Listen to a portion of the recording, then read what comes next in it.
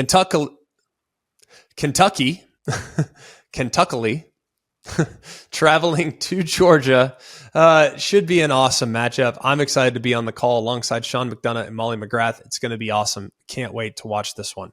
Historically, Georgia's dominated Kentucky. They've won 13 straight games. That's the longest streak against any SEC opponent since the conference was formed in 1933. So Kentucky, Georgia's win streak against Kentucky is obviously of note. A couple things to note for Georgia. They've started really slow this year. And Kentucky has been a really fast starting team against SEC competition. But if Georgia starts slow in this one, we're talking about double-digit deficits in each of the first two conference games that they've played.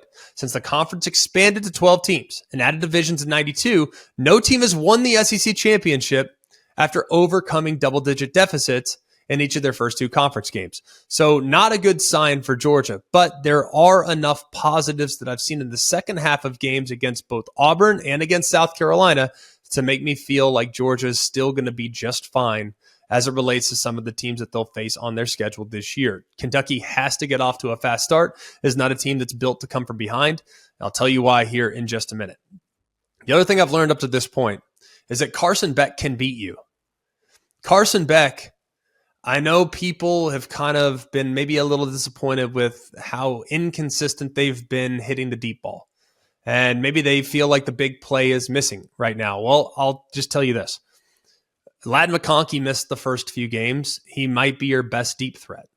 Like Dominic Lovett's excellent, but he's a catch and run guy. Like get him the ball in space, let him run, let him work with it. He's going to make most of you pay with yards after catch. I think that they are definitely missing Adonai Mitchell a little bit now at Texas. Like he was a big deep threat as well. So, and one more thing, they haven't been efficient when running the football. So if you're going to knock Carson Beck, they haven't hit the deep ball. Well, there are other circumstances that might lead to the deep ball being a work in progress at the moment. But I am very impressed with Carson Beck. Very. I think he's got a big arm. He slides in the pocket. He doesn't play like Stetson Bennett. He's very methodical. It's not going to be as big play reliant, but he's going to be more methodical. I think he's accurate. I think he understands protections. I think he knows what he's doing under center. And I've been thoroughly impressed with how he weathered the storm last week in what is a really hostile environment. Really hostile environment. For that to be your fourth or fifth start, I think he handled it beautifully and did a great job in the second half. And people have said, he only looks at Brock Bowers.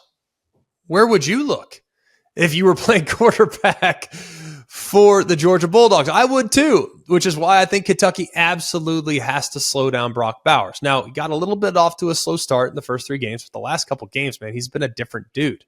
The biggest problem with him is the after the catch stuff. You get him the ball and he's just so big, so fast, so athletic. He's got 305 yards after the catch this year. So the DBs for Kentucky, the safeties in particular, the corners, they have to do a great job tackling. They got to do a great job of draping him and doubling him, especially as he gets going, because you start to get 30-yard line or so, 25-yard line as Georgia's going in. They're looking for number 19. And you got to make sure that you can eliminate what he is capable of doing. The other aspects of this game, can Kentucky run the football? We know that Ray Davis went off last week against the number one defense at the time in the SEC. I think their tight ends do an amazing job blocking. Their offensive line's really coming along. I think last week is probably the best we've seen them look in probably the last 2 years. And then Georgia's coming off a performance last week against Auburn when they gave up 218 yards. But when you look a little bit deeper in Georgia's 218-yard defensive rushing performance, a lot of it was on Peyton Thorne. 61 of it was on one run down the right sideline. Peyton Thorne is not a quarterback that you would think could burn you with its legs. So Georgia didn't respect it. They also had a couple guys out of the gap. They had a couple guys that weren't on the same page. Like end crashes inside. There's no one filling to the outside, and they got it cleaned up a little bit as the game went along. But I don't think that 218-yard performance is an indicator that Georgia's not good against the run. I think that was the anomaly performance, and I would expect them to play much better this week. Because you know that Kirby Smart's telling these guys, if Kentucky can't run the football, they can't win. Which leads us to our next point. Can Devin Leary hit some balls downfield? And he's been okay this year. Just okay. To be honest with you, I thought we'd get more from Devin Leary. And when he transferred from NC State, I was like, man, this is a great addition at the quarterback spot for Kentucky. I think he's been average. I think he played really poorly last week, frankly. Missed a lot of throws. I think the receivers haven't exactly held up their end of the bargain. There have been some key drops. But Berrien Brown, Dane Key, Tavion Robinson, those guys have to play lights out because I think the best way to attack this Georgia defense is over the top. You got to win some one-on-ones. You got to get behind them. Devin Leary did make some nice throws down the field against Vanderbilt, but he's got to do so with more consistency against the best defense he's played up to this point. A couple trends in this game. Kentucky's 7-1-1 against the spread against AP-ranked teams since the start of the 21 season. And Kentucky's covered 4 straight against the Georgia Bulldogs. So expect for them to go time-consuming. I think they're going to have them slow, methodical drives. They've done so each of the last 2 years. So I think that will be huge for the Wildcats in this one. I obviously am not going to pick it.